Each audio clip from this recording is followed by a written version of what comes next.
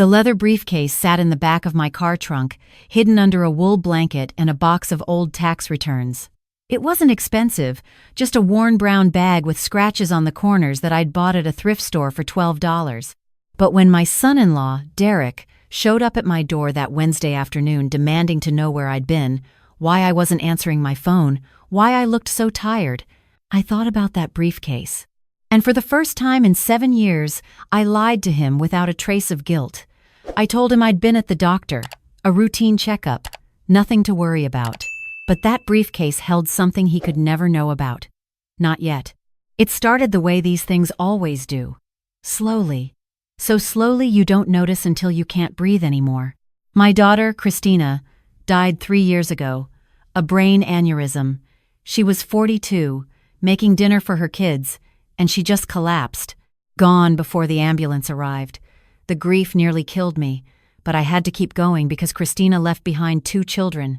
Emma was 11, and Jake was 8, and their father, Derek, was falling apart.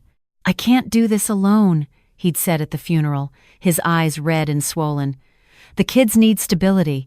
They need you, Barbara. Please, move in with us, just until we figure things out." I was 64 years old, recently widowed myself. My husband, Tom, had passed 2 years before Christina. The house felt too big, too empty. My daughter needed me. Well, her children needed me. How could I say no? So I sold my house in Portland. The house Tom and I had bought in 1985.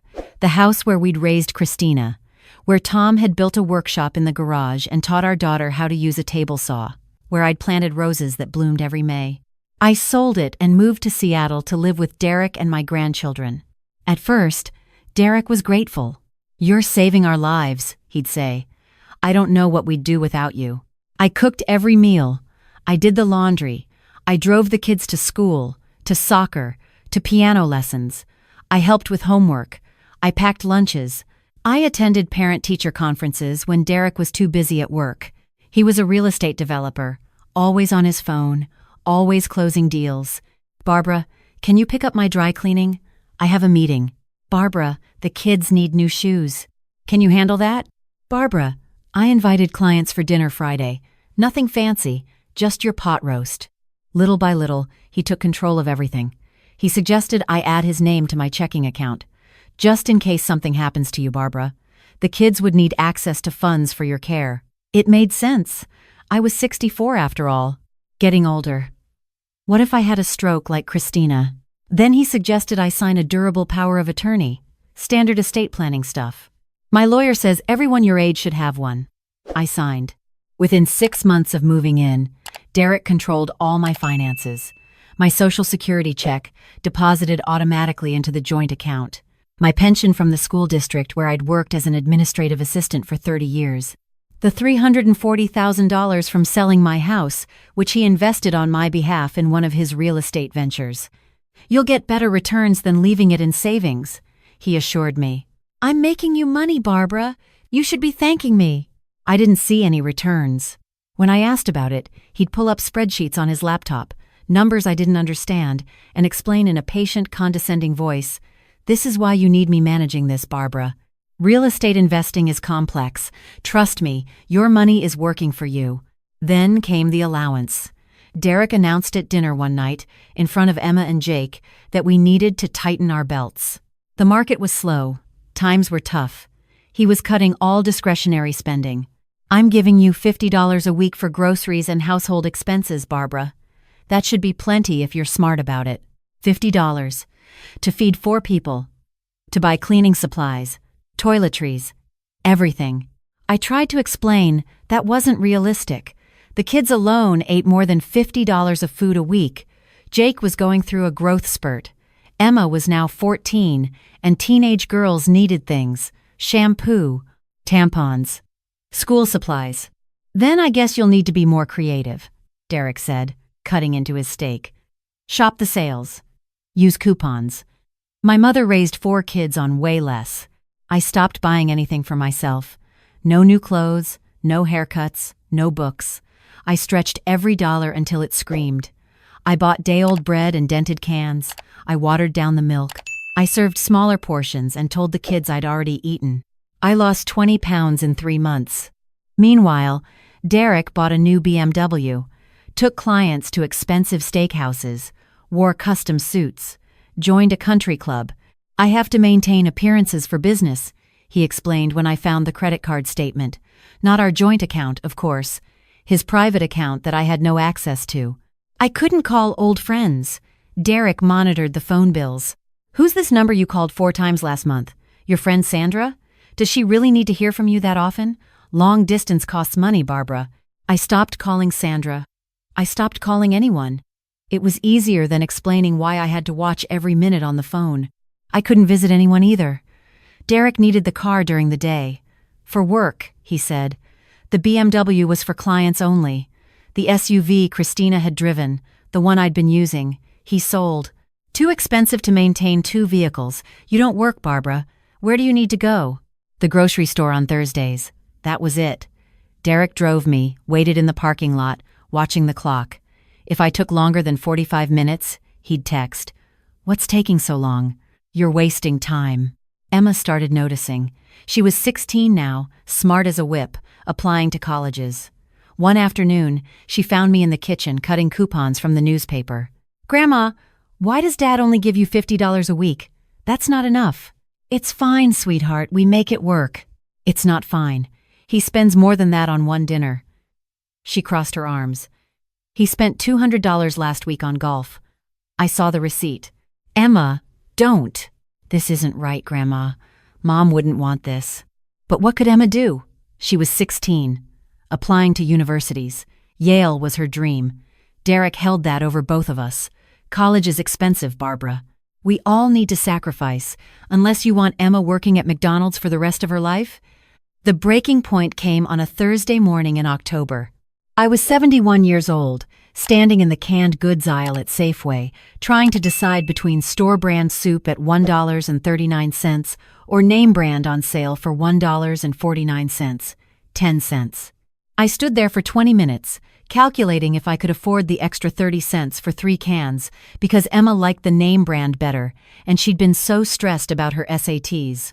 A woman about my age stopped her cart next to mine. She was elegant, silver hair cut in a sleek bob, expensive-looking coat. She smiled at me. "The name brand is better," she said gently. "More vegetables." "I know," I said. My voice cracked. And then I was crying, right there in Safeway, sobbing over 30 cents. She touched my arm. "Honey, what's wrong?" "Nothing. I'm being ridiculous." "You're not ridiculous." She looked at my cart.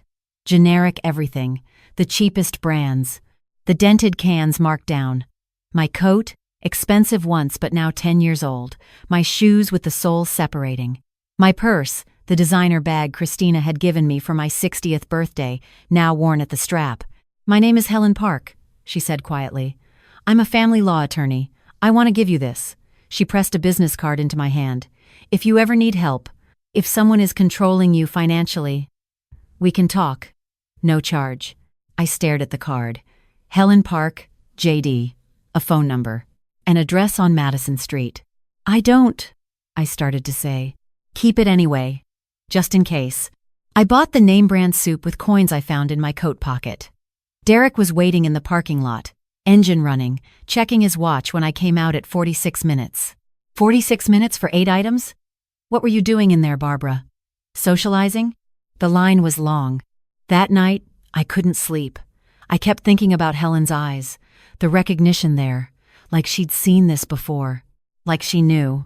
At 2:00 the morning, I crept downstairs and tucked her card inside an old cookbook on the top shelf. Nobody ever used it except me. Tom's mother's recipe book, pages yellowed and brittle. The next Thursday, while Derek was showing a property across town, a 2-hour appointment he'd marked on the calendar, I walked to Madison Street. It took me 40 minutes. I'd lost my bus pass, and Derek said I didn't need a new one since I didn't go anywhere. Helen Park's office was in a brick building between a coffee shop and a bookstore. I walked past it 3 times before I found the courage to go in. The receptionist smiled. "Can I help you?" "I'm looking for Helen Park." My voice shook. "My name is Barbara Morrison." Helen came out 5 minutes later. She recognized me immediately. "Barbara, I'm so glad you came. Let's talk. We sat in her office overlooking a courtyard. Helen made tea and waited while I tried to figure out what to say. Finally, the words came out in a flood. 7 years of increasing control. My house sold, money vanished into Derek's business, $50 a week while he spent freely. No phone calls, no car, no friends, no life beyond cooking and cleaning and taking care of his children, living in what used to be my daughter's house but was now completely Derek's domain. I know this sounds crazy, I said. He's not violent. He's never hit me. It's financial abuse, Helen said firmly. And elder abuse. What you're describing is coercive control, and it's a crime in Washington state. I started crying then. Deep, shaking sobs. Helen handed me tissues and waited. Have you thought about leaving? She asked gently. I can't. Where would I go? He has all my money. Emma and Jake need me. They've already lost their mother. I can't abandon them. Barbara. Helen's voice was kind but firm. You can leave. It won't be easy, but you can. And I can help you. Over the next 8 weeks, I visited Helen every Thursday. Derek's showing schedule was consistent. Every Thursday, 1 to 3, he showed properties in Bellevue. That gave me 2 hours. We made a plan. A real plan. First, documents. I needed everything. Birth certificate, social security card, Christina's death certificate, Derek's power of attorney, bank statements, my pension records, the deed to what used to be my house.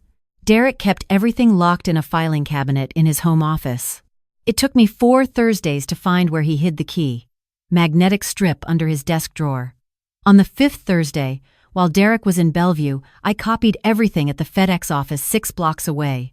My hands shook so badly I could barely press the buttons. Every time the door opened, my heart stopped. But I got copies of everything and returned the originals before Derek came home. Second, money. Helen connected me with a forensic accountant named Richard Chen. He reviewed the documents. Within a week, he'd traced my $340,000. Derek had used it as down payment on a commercial property. The property was profitable. Very profitable. $180,000 in rental income the first year alone. All in Derek's name. None of it had gone to me. This is theft, Richard said flatly. He had a fiduciary duty as your power of attorney. He violated it. Helen filed a petition with the court. We needed emergency relief. Freeze Derek's access to the joint account. Revoke the power of attorney. Order a full accounting. Get my money back. But first, Helen said, you need to be safe. You need to leave. That was the hard part. Where would I go? Helen knew a woman named Patricia who ran a senior living co-op, not a nursing home, a house, a big craftsman with 5 bedrooms where older women lived together, supporting each other. Patricia had started it after leaving her own financially abusive marriage. $60 a week, Patricia said when I met her. Private room, shared kitchen and bath. We all cooked together. Help each other. You'd fit right in. I could afford 1 week with the emergency $40 I'd found in an old purse, and the $20 Helen quietly pressed into my hand when Richard wasn't looking. You'll pay me back by helping the next woman, Helen said. That's how it works. The briefcase came from Patricia's attic. Another resident left it, Patricia said, handing it to me. She moved on to better things. So will you. I brought it home hidden in a reusable grocery bag. I put it in my car trunk, and slowly, over 4 weeks, I filled it.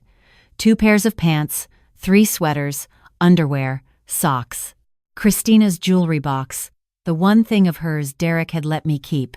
Photo albums from before. My wedding ring from Tom. Christina's baby bracelet from the hospital. Everything that mattered fit in that briefcase, with room to spare. Isn't that strange? 71 years of life, and everything that truly mattered fit in a $12 briefcase from Goodwill. Helen filed the papers. They would be served to Derek at the house, but I wouldn't be there when it happened. We picked a Thursday. Derek had a 1 showing in Tacoma, a new development. He'd be gone 3 hours minimum. The night before, I couldn't sleep. I lay in the guest room, the room that had been Christina's craft room, listening to the house settle, and I felt nothing. No sadness, no love, no hate, just a vast, empty relief that this was almost over. Thursday morning, I made breakfast like always. Oatmeal for Jake, who was 18 now and heading to community college. Eggs for Emma, home for Thanksgiving break from Yale. She'd gotten a full scholarship. Her dream had come true without Derek's money. Derek ate toast and scrolled through his phone. Complained about interest rates. I washed the dishes. I hugged Emma and Jake extra tight. "I love you both so much," I said. Emma looked at me strangely. "Love you too, Grandma. You okay?" "I'm perfect, sweetheart." Derek left at 12:45. I watched his BMW disappear down the street. I waited 5 minutes, then I went to my car and pulled the briefcase from the trunk. My hands weren't shaking anymore. I was calm, almost floating. I walked through the house one last time. This house where I'd lived for 7 years. The kitchen where I'd cooked thousands of meals on $50 a week. The living room where I'd stopped watching my favorite shows because Derek thought they were stupid. The guest room where I'd forgotten what it felt like to own my own space. I didn't take pictures off the walls. I didn't leave a note for Emma and Jake. Helen had advised against it. "You can call them tomorrow. From safety. Don't give Derek anything to use against you." Patricia's friend Anne was waiting outside in her Honda Civic. She was 68, a retired teacher with white hair and bright eyes who'd been in the co-op for 3 years. "Ready?" she asked. I put the briefcase in her back seat. "Ready." I didn't look back. Patricia's house was on Capitol Hill in a neighborhood I'd never been to, even though it was only 4 miles from Derek's house. She met us at the door, showed me to my room. It was small. A single bed with a patchwork quilt, a dresser, a window overlooking a garden with a cherry tree. There was a reading chair in the corner and a small bookshelf already filled with paperbacks. "Bathroom is shared, down the hall," Patricia said. "We have breakfast together at 8, dinner at 6. You're welcome to use the kitchen anytime. There are 4 other women here right now. Good people. Strong people. You'll like them." After she left, I sat on the bed and cried. Not from sadness. From relief so profound it felt like falling. I was safe. For the first time in 7 years, I was safe. Derek called my cell phone 3 times that evening. Helen told me later, I'd left the phone behind. He'd called Helen's office 22 times. He'd called the police claiming I was a missing person with dementia, until Helen faxed them a letter from Dr.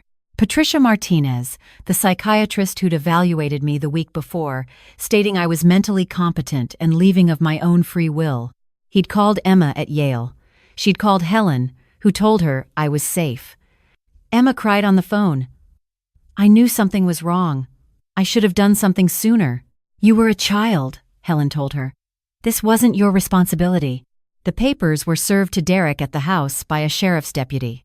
According to Helen, he'd tried to refuse them, claimed it was a mistake, that I was confused, that someone had manipulated me. "She's 71, he'd told the deputy. "She's not thinking clearly. She has dementia." The deputy handed him Dr. Martinez's evaluation. "Says here she's sharp as a tack, sir. You've been served." The legal process took 9 months. Derek fought everything. The revocation of power of attorney, the accounting of my funds, my claim to the rental income. He claimed I'd given him the money as a gift, that I was living with him rent-free so the money was compensation, that I was a bitter old woman making false accusations. But Richard Chen had the documentation. Every deposit, every withdrawal, the property purchase with my money, the rental income Derek had kept. 7 years of tax returns showing Derek had reported the rental income as his, not mine. Judge Elizabeth Morrison, a woman in her 52nds who'd seen enough financial abuse cases to recognize one, didn't buy Derek's story. The judgment came down on a Tuesday in July. 9 months after I'd left. I got styristodvisetnich. My original $340,000, plus $80,000 representing my share of rental income, Derek had kept. I got my Social Security and pension restored to an account in my name only. I got an order that Derek could never serve as anyone's power of attorney again. The judge referred the case to the prosecutor's office for potential criminal charges. I got my freedom. I kept living at Patricia's house even though I could afford my own place now. I liked the company.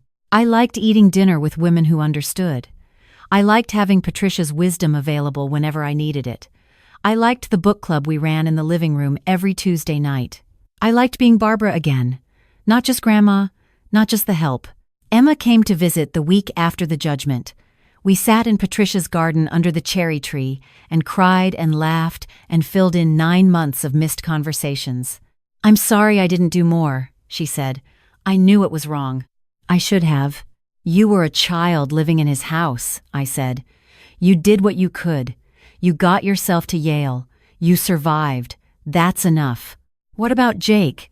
He still lives with Dad." "Jake is 18. He can make his own choices. And I've told him, whenever he's ready, I'm here." Emma told me about her boyfriend, her summer internship, her plans for law school, maybe family law, maybe cases like mine. "I'm so proud of you," I said. "I'm proud of you, Grandma. You were so brave." Last Thursday, I went to Helen's office for a meeting. Not as a client, as a partner. I've been training to be a victim advocate. I'll sit with other women the way Helen sat with me. Make tea. Listen. Tell them. You can leave. It won't be easy, but you can. And we can help you. Helen hugged me when I arrived. "I'm so proud of you, Barbara." "I'm proud of me too." 71 years old, and I finally learned that dignity isn't something someone gives you. It's something you take back. That it's never too late to save your own life. That family isn't always blood. Sometimes it's the women who sit with you in a garden and understand without you having to explain. I still have that briefcase. It sits in my closet at Patricia's house, empty now. Sometimes I look at it and remember the woman who packed it with shaking hands, who didn't know if she'd have the courage to leave, who thought 71 was too old to start over. I want to tell her, "You did it. You survived. You're free." But she knows. She knew all along. She was just waiting for the right Thursday to finally believe it.